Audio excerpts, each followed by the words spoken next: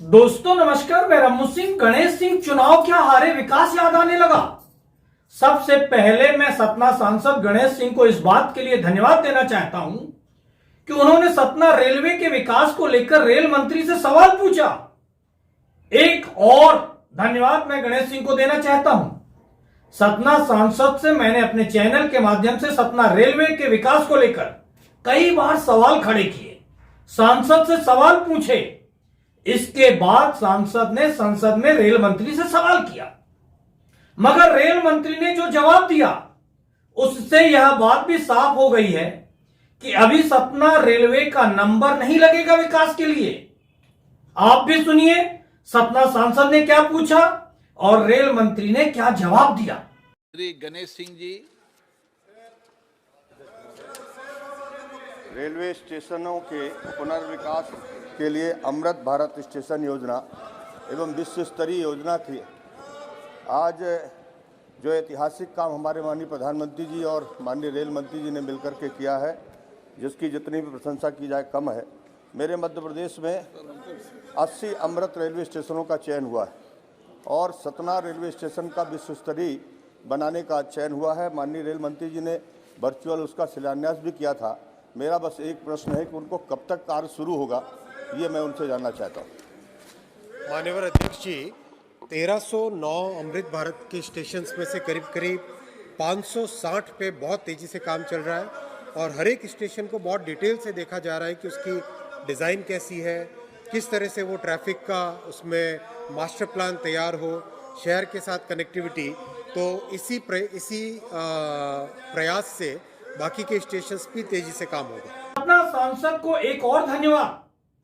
सतना सांसद गणेश सिंह ने एयरपोर्ट के विकास के लिए भी आवाज उठाया है।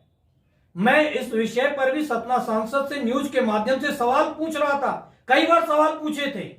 मैंने न्यूज में यह भी बताया था एयरपोर्ट की बाउंड्री निर्माण में भले थोड़ा सा ही सही मेरा योगदान है। अब सांसद गणेश सिंह ने इसके लिए आवाज उठाया है। हाँ, मैंने सतना सांसद गणेश सिंह से सतना से हटाए गए पेट्रोलियम डिपो के बारे में भी सवाल किए थे। पेट्रोलियम डिपो के बारे में सतना सांसद ने अभी कोई सवाल नहीं उठाया है। उम्मीद करता हूं जल्द वह पेट्रोलियम डिपो का मुद्दा भी उठाएंगे। केंद्रीय सड़क परिवहन मंत्री नितिन गडकरी से भी सतना सांसद मिले हैं और माधवगढ़ नदी से सोहावल मोड़ तक संभवतः फ्लाईओवर ब्रिज की मांग किए हैं। देखना होगा नितिन गडकरी इस मांग पर क्या करते हैं। हालांकि बताया तो यह जा रहा, विधानसभा चुनाव प्रचार के दौरान मल्होत्रा बिल्डिकान के ऑफिस में बैठकर इस विषय पर गणेश सिंह ने कुछ बातें की थी इस फ्लाईओवर को लेकर। मगर एक सवाल और सतना सांसद गणेश सिंह से पूछना चाहूंगा, अभी तक उन्होंने ऐसे कोई सवाल क्यों नहीं उठाए, ऐसे कोई विकास के प्रयास क्यों नहीं किए।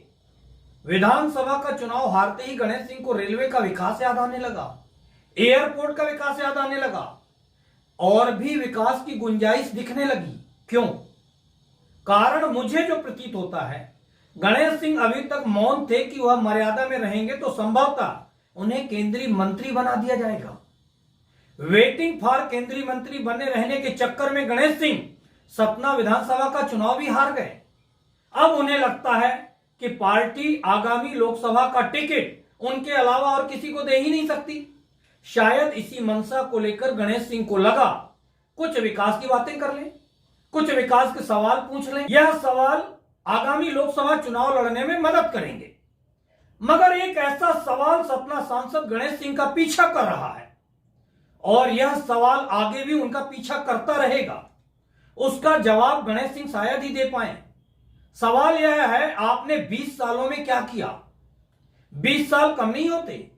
कभी मोदी के नाम पर, कभी नारायण त्रिपाठी के कंधों का सहारा लेकर चुनाव तो आप जीतते आए, मगर विकास के नाम पर सतना इतना पिछड़ गया कि आज ऐसा लगता है सतना रीवा और कटनी से 50 साल पीछे चला गया हो और गणेश सिंह अपने स्वतः के विकास में 200 साल आगे चले गए हों।